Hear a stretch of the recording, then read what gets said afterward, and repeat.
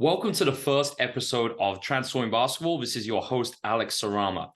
This is going to be a really different podcast series. It's going to be a combination, not just of guest interviews, but I'm also going to do some solo casts where I take topics and do a deep dive into different areas of the game and skill acquisition ideas. And also, I think a key part of this podcast is I want to introduce practitioners working in multiple different roles in basketball all over the world to help make sense of contemporary skill acquisition ideas. So the tables have flipped a little bit in this episode. One of my good friends, Adam Omachinsky, who worked with me last year at college prep, is joining us. And Adam's going to ask me some questions. And in a future episode, it's going to be flipped. And I'm going to be asking Adam a bunch of different questions based on the work we've done over the last few years, especially all the ideas we did in Italy. So Adam, over to you. Thanks so much for doing this. And there's no one better to ask in the basketball world than you. I think we've had so many conversations about all these ideas over the years. So much appreciated. Absolutely. Thank you for giving me the opportunity to ask you some questions and have it recorded. Let's just start out with something very simple that I know you're probably going to hit on with every single guest probably that comes on this podcast is, how did you first encounter the constraints-led approach? Absolutely. So I'd say it was about 5 years ago, and I'd come across some games approach stuff before, and that was mostly through YouTube. And I'd say probably some of the clinics that Mike McKay was doing 8 years ago.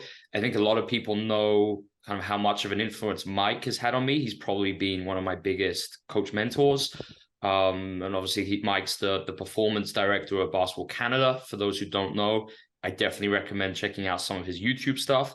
So I kind of started with that and using a games approach. And I just really enjoyed that and how different it was to traditional drills. And, at the same time, though, I'd say there are some things I wasn't able to properly understand or articulate as to why they were happening. And, now obviously I'm very clear of the differences between a games approach and a CLA. That's actually going to be a whole episode. So when I went to this conference in England, it was called the Future of Coaching, I believe. Might have got that wrong, but Stuart Armstrong was one of the speakers of the talent equation. And his presentation was obviously on the constraints-led approach and ecological dynamics. So straight away, I was hooked, and it just made complete sense. And I think it's kind of what maybe I've been longing for a little bit, and some of the limitations that I had just experienced using a games approach. So that's when I got to grips with it. But I don't think many people know this, Adam. I spent a few months really trying to understand it. The CLA and ecological dynamics, read a bunch of papers, listened to a bunch of podcasts. I don't want to say I gave up, but it was actually so challenging. And I had no one I knew no one in the basketball world at that time who was, close to these ideas, or who these ideas would have resonated with. So I was stuck. So I actually, after spending a lot of time trying to get to grips with it, reading, I think it might have been the first edition of the Nonlinear Pedagogy book, I believe. And several months went by and I just didn't touch any of the material. I just found it very challenging. Things like an affordance, all this language at the time, the first time I was exposed to it was very difficult. But then after a few months, I just got right back into it. And I was like, all right, I'm determined this time to properly understand it. Now, and that was not an easy process. It was trying to learn from a bunch of different sources, put it together, and then critically actually try it in different settings. And at the time I was working for NBA Europe. So that's actually one of the reasons I left. It was a very difficult decision. I was very young at the time, and it was the life of luxury, traveling the world, staying in Ritz-Carlton hotels. It was amazing. But I felt like I wouldn't have been able to learn and properly get to grips with these ideas. And that was what was most important to me, to try and pioneer this and really get to grips with it. So that's kind of what led to me embarking on a long, winding journey until here I am today. And it was really, it's been a case of just trial and error, and having so many conversations with coaches like you who have an interest in these ideas, and also kind of seeking out experts in the field in the skill acquisition space. And really just once I learned some of these theories, it's just having the freedom to experiment. And that's obviously why I was in Italy for 3 years. It was just my laboratory where I could do whatever I wanted. And I think if I didn't have that, path dependency, traditional ideas, it's so entrenched within the basketball world, I probably wouldn't be doing what I'm doing today. And I think having that freedom and the ability to be creative was so important in my development. Wow, that's plenty to work with there for my follow-up question. But something that really stood out to me, and no, I didn't really recall you ever mentioning that previously in our conversations, that there was a stretch there where you just put it away and you just couldn't do it. Can you tell me a little bit more about that stretch? Like, what was going on? That I understand the difficulty, because I think anybody who at least that embarked on this journey the way we have, where we didn't have a lot of these resources and we were making these interpretations. What kept pulling, what eventually made you like decide, all right, I have to look at this more. I have to look at this more. I think it was just I've always been a curious person, and I've always enjoyed, even like I was reading kind of like personal development books from like 13 years old. So I've always been interested in growing and just in the intellectual side of learning something new. I think that just really appealed to me. And I think just it made me more determined to get it. The fact I didn't get it the first time, and it didn't come easy. And I think the reason I didn't get it was because yes, there was some games approach content being shared at the time. I wouldn't say much of it. It was still quite rare. So obviously the CLA was even rarer. And I think it was just a case of I was so isolated in the early days, in probably the first 2 years of me discovering the CLA. I had no one in basketball really I could talk about, and that's changed a lot now, which is I think for the better. And really, Adam, that whole experience, that's basically why I've started transforming basketball. If someone came across these ideas and they're a practitioner in the basketball world, regardless of whether they're a coach, working in a front office, athletic performance, a scout, physio, whatever, where would they go if they really wanted to make sense of all these ideas? And I don't think there's anywhere you would, where all the research is kind of made sense for you, applied in a basketball context. And then you've got practical examples in all these different fields of what it looks like. And that's why I envision transforming basketball being a tool to basically accelerate the adoption of contemporary, skill acquisition ideas in the basketball world, but critically being a bridge with the research and the practice. And I think that's the most important thing, because there's so much amazing work being done. So like we talk about it all the time. You're sending me like new research papers virtually every week, and it's almost like we can't keep up. So the key thing though is how do we apply it? And that's kind of what I want to be here to help people understand. Wow. Okay. Now, see, that really does. And I mean, a lot of our actions, I think, are based on emotion. And I can just envision like the struggle of like watching the players and knowing in your heart, like, I didn't really see this through. I need to explore this. And that's very difficult. That's very difficult. And I applaud you for going further through that. And now it makes sense that you want to make it easier and more accessible for everybody else that we didn't necessarily experience a few years ago when we discovered this. Yeah, that's exactly it. And I think it's especially for coaches. I mean, I understand how hard it is.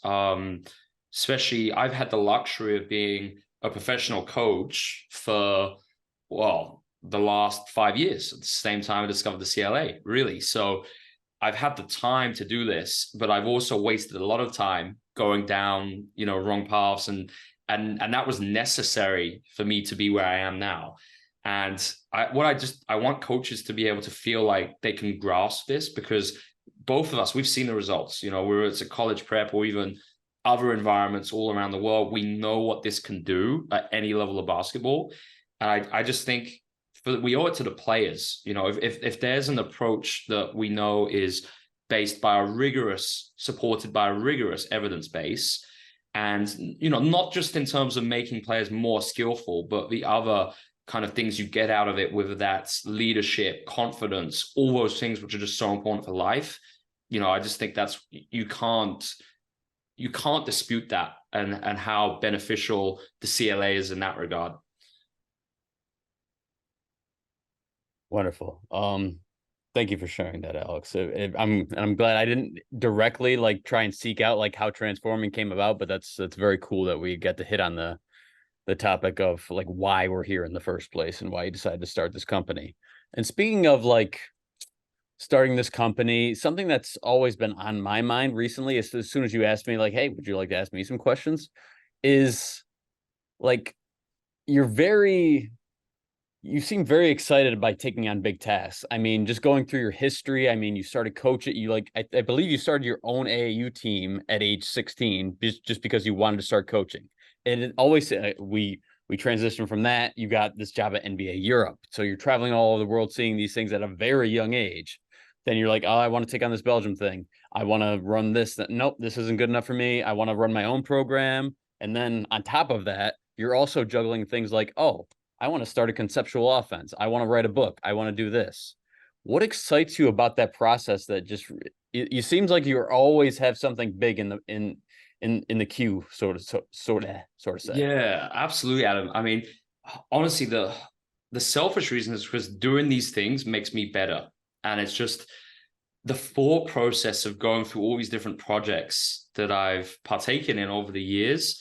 It's kind of really forced me to think deeply and look at, how can I present these ideas in an understandable way. And anytime you take on a new project, it's like the Paris example. I had the great chance to work with Will Weaver in Paris last year, and that was new to me, but it was essential because figuring out how to apply the CLA at that level of basketball was huge in my growth as a coach. So I think, and another thing is, it makes me feel good being able to share ideas and know that other coaches and players are benefiting from this, and that's one of the best parts of the job is when I get a message on social media with a coach telling me about, I don't care so much about the wins. It's great when that happens and coaches have amazing seasons, but more telling me about what they're seeing in the behaviors of their players, like the skillful behaviors that are emerging, the life skills, how much the players are having fun. And even coaches too. I've had so many coaches tell me it's completely opened them up. It's unlocked them. That's the word some have used with me, to a completely different philosophy of life and the game. And I think that's really why I do this. That's interesting. As you were talking there, I think it actually finally hit me why you're so comfortable in that environment. I mean, what age were you when you started at NBA Europe, Alex? So I was 21. I think I was the youngest kind of employee in the league office. Yeah, by quite a way. And I'm thinking about your role in there. You traveled all over the place, helping run camps, constantly interacting with coaches, representing the NBA in essence. So you, from a very young age, you were constantly in big environments. So you were very comfortable there. It's true. But you know what, Adam? It's like, I kind of felt, I didn't say I felt imposter syndrome, but maybe I did a little bit, because at the beginning I didn't. I really didn't. But then when I discovered the CLA, like halfway through that, I think, then, because I was with the NBA 3 years, that last year and a half, I found very difficult because, people were saying, oh, like I was doing games approach stuff in the clinics and people were like, oh, this is amazing. I've never seen stuff like that. But then I knew, well, there's a whole new world, which I haven't even discovered yet. And so that's actually how I really felt when I was in that role. And it was tough because I had an amazing team to work with. I've actually reunited with one of my colleagues, Vanya Cernivet. She just hired me at London for the director of methodology position. So it's come full circle. But I just felt at the time, it's like what I saw as well, Adam, was a lot of, and I'm not saying this is wrong, but kind of connections and networking. It's a huge part of the NBA industry. And what I saw a lot of was people really focusing on that, especially to try and get coaching jobs. And I just knew at the time, I was like, if I ever kind of get to a position, some type of coaching position in the NBA or whatever, I want it to be because I offer something completely different. I don't want it to be because I kind of schmoozed my way into a job, or because someone just likes me from all the networking I've done. I want them to like me because I think differently and I'm bringing something unique to the table, and that's kind of, I had that mentality from like 23 when I was in the NBA Europe. That's cool to have, like, because it's very easy for you to be in those environments and then more or less like, oh, this is what everybody else does. So I this is apparently what I should be doing, but you had a different take on that. Yeah, That's definitely. cool. And it was funny because everyone was like, oh, you're so lucky, seeing all these things. And it's like, that was actually when I realized just how much the basketball world needed to evolve. Like I suspected it before, but when I was kind of in that world and I saw what was going on, at the highest level in practices and just all over the world, seeing kind of what's being coached, I've just seen the same patterns emerging, like the same drills being used, the same kind of coaches viewing their role in the same way, the same offenses. And that's obviously now I see that even more, the more I'm aware of the theory, way more than back then. But I realized, how much of a problem we have as a basketball world 5 years ago. That actually transitions perfectly into my next question, which is, what were some of the key things that went into the emergence of the conceptual offense?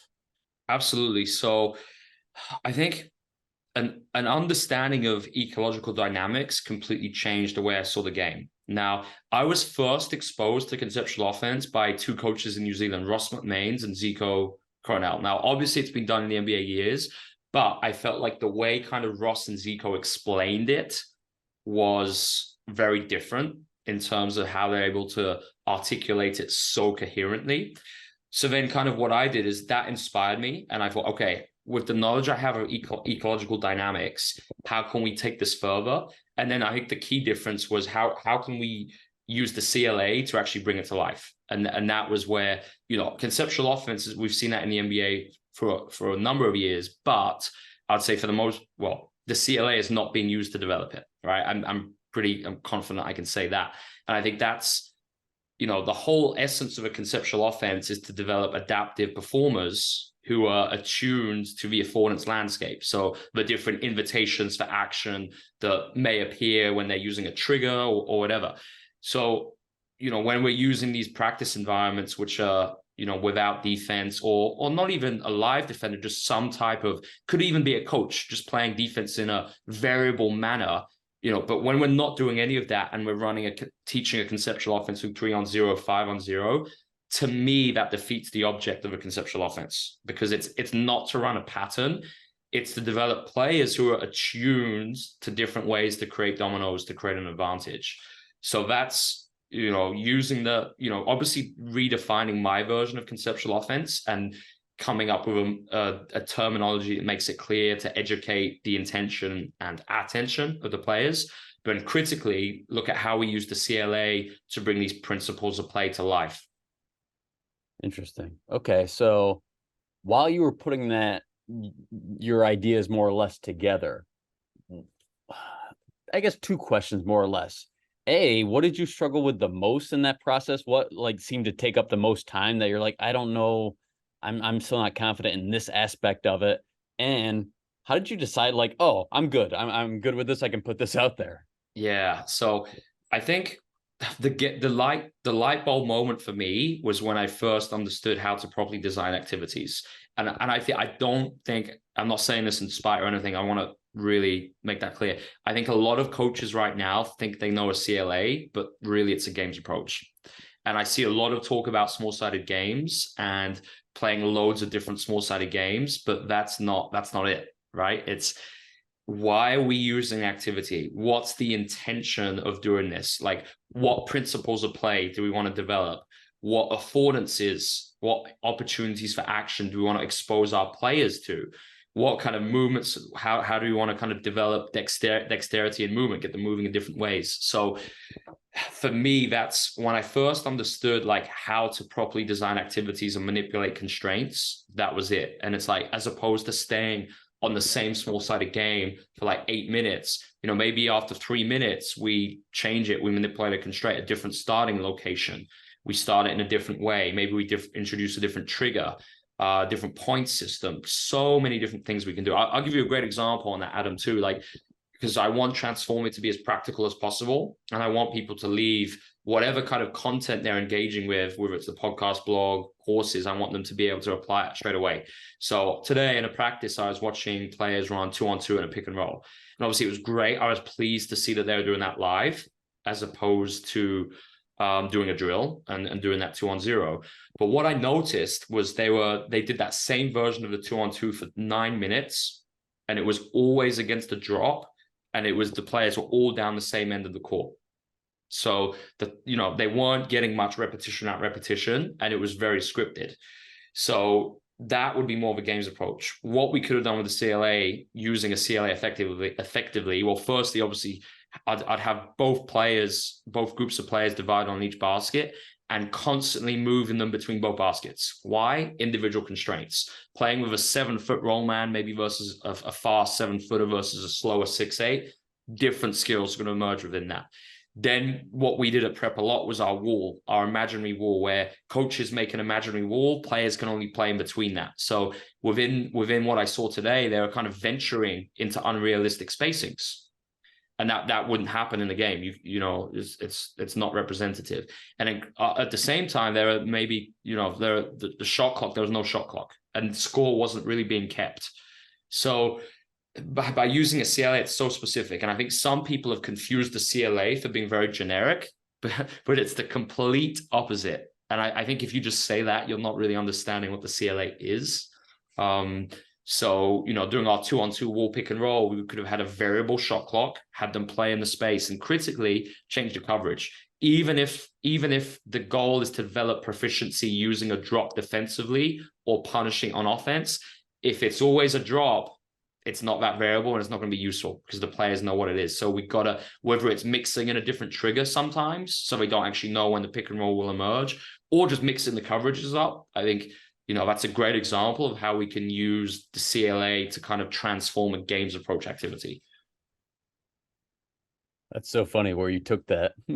I was asking you about like the most difficult aspect of the conceptual offense and like, how did you know it was done? And it actually did reveal quite a lot, because it really is about the implementation. And I think that's probably what people lose sight of when they're taking in the conceptual offense from a distance, because again, they're just looking at, oh, hey, triggers and catch like a quarterback. They're looking at these very broad concepts, but where you came in here was like the implementation is the biggest thing. It's the biggest thing, Adam. And I think too, I've changed a lot. When I first started, I was very reductionist when it came to coverage solutions. I was almost like a if X then Y.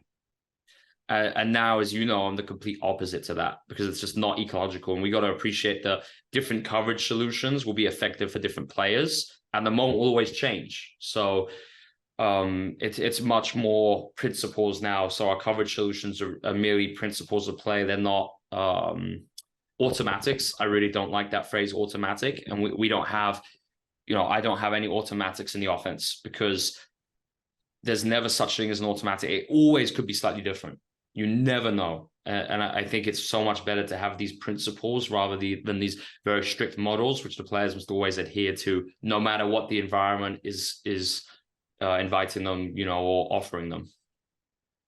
Okay, so just building off that, like, obviously, like, you're interacting with a lot of coaches, and what are like the biggest misconceptions either about how you coach the CLA in general, and like how would you go, like, because again, this would probably be very helpful for people. You can just circumvent this question or critiques that you commonly get. Can you address just like the one or two of the most common misconceptions you get on a daily basis? Yeah, so I'd say viewing my activities as creative small-sided games without understanding the wider methodology behind it. So without, coaches see something, they're like, oh, that's cool. We could do that at the end of our practice after we've spent the first 45 minutes doing drills 1-on-0 to develop that. So they think it's something that, you might come to at the end. And that's totally cool. I understand why they think that way. My job is just, I want to just show the alternative and why we don't need to do any of that stuff beforehand. So I'd say that's a key one, Adam, just a misunderstanding of how deep this stuff goes. And that links into my second point, understanding how the CLA can be applied to every part of a basketball organization, regardless of the level. So from your warm-up to how you deliver video, to your game coaching, if you have a physio, to your athletic performance, and obviously at the higher level, your front office, scouting, sports science, all of that. And I think that to me I think we're a long way from that in the basketball world, because right now we're a long way from the CLA being understood in coaching circles. So I think we have to kind of knock that door down first, and that's what I want to do through transforming. I want the CLA to become the dominant approach in my lifetime. And that's a very kind of ambitious goal, but that's what I'd like to see. But at the same time, I want other people to understand how, if you're a basketball practitioner, whether you're a physio, an athletic performance coach, the CLA is a theoretical framework that you can use in your practices. And I think when we will see organizations who really harness the full benefits of what this is, they'll be going all in every organizational field. So they'll be breaking down these organizational silos, which I see in every program, especially professionally, where each kind of department works so separately. So my vision of the future is the CLA would be a shared theoretical framework. And as opposed to these specialists really kind of being so involved, like digging their own trench even deeper, we have everyone working together, everyone collaborating, and just working a very unified approach. And that's kind of, I don't want to go more into that on this episode, but that's really going to be the focus of everything we're sharing at Transforming over the next 2 years, how you can use this stuff in everything across the program. That's fair. Yeah, I think that probably deserves its own episode, because I think yeah, you're right. It does play a very key role. And I mean, I saw it when I was at college prep with you, and how the constraints around you in that environment and the gyms we were using, and that shapes what's possible and what's not possible. It really does. Absolutely. I'm curious. You say this, at least to me, all the time, and I might as well ask it now, because I don't like this kind of thing, but I'm kind of forced to here on this podcast. You mentioned like how I've really really changed your mind about things and really shaped your learning over this past year. Can you just give me a few examples of what's really changed for you? Yeah, over the last year? Well, firstly, I think people should know that it's every coach should, I think, have someone like to help them and coach them, regardless of the level that they're coaching at. And for me, just having you to lean on, and kind of your role was really to make me better. And that's what I asked you to do, to critique me the whole time.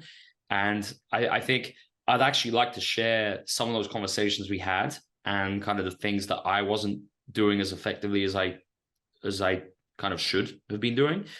I think that would be interesting for coach. Maybe that can be another episode, Adam. But I think really what we focused on was, we said at the start of the year, like whether it was practice planning, helping me with a problem, something I couldn't figure out, helping me understand something within a research paper that maybe I was stuck on, just all those different things. Just having you there, so whenever I was stuck on something, I could just text you and you give me some ideas. So for instance, it could be, all right, this player today really struggling, punishing a drop. These were the activities I did. Any ideas on how we could have manipulated this? I found that the optimal challenge, it was a little bit too hard, and then I manipulated constraints that were a bit too easy. So if you got any ideas, Adam, on what we could do to kind of figure this out? So just things like that, but very, very specific. And I think too, obviously you were in a kind of part in-person, part remote. So you're there for 6 months, and then you had to go home for 3 halfway through, because obviously we couldn't get a US visa to be in Italy the whole year. But even, when you were remote, I found just such value in that, because you weren't then attached to everything, and you were the kind of the feedback you were able to give me was even more useful, because obviously you zoomed out.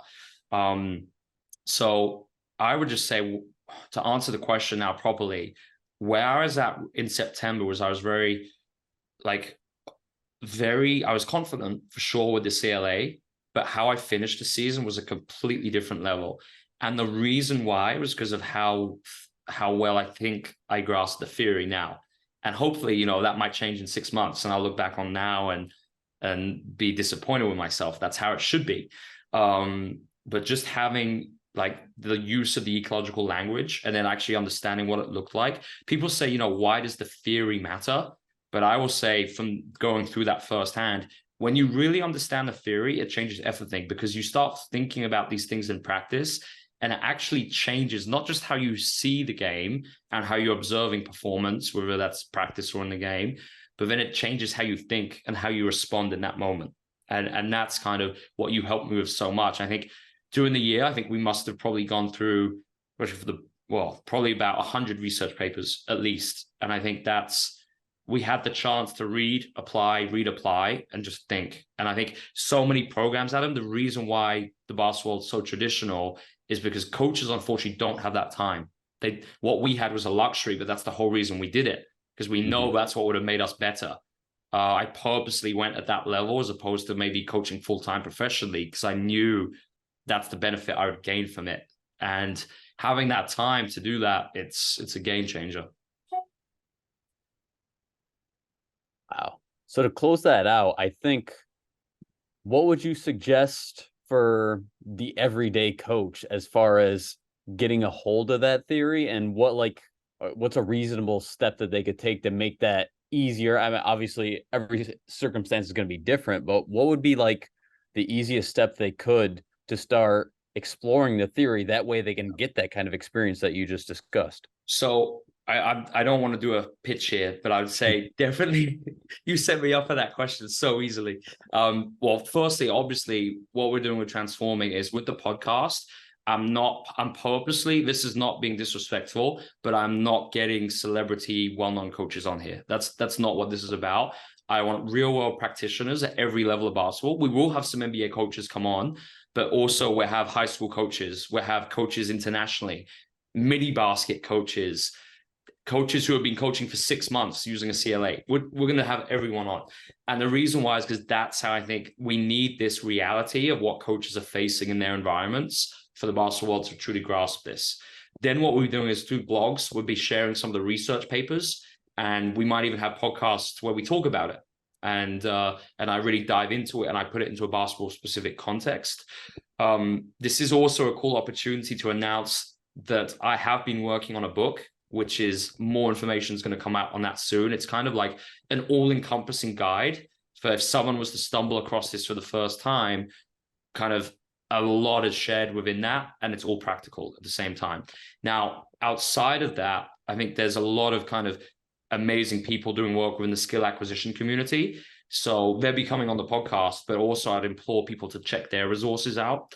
So like the guys at Emergence, awesome stuff. The Constraints Collective website, Rob Gray, a lot of these names, I think will be familiar maybe to coaches who, if they've explored this stuff before. And I think what we'll be doing too is sharing some of the great stuff that they're doing, because I think the more different, sources that people can learn this from, the easier it becomes to kind of make sense of it and put it into their terms. Perfect. Well, I'm glad I could help you with your pitch right there, Alex. And just thanks for letting me ask a couple questions and get to know you a little bit better and introduce everybody to Transforming Basketball, the podcast. No, I'm really grateful, Adam. I think there's no one that could have done it better than you. And it was cool because even these things we haven't even spoken about in our conversations. So I think it was a very authentic conversation, and I'm looking forward to turning the tables in a few episodes and putting you on the hot seat. So thanks again, and thanks everyone for tuning in and listening to this episode.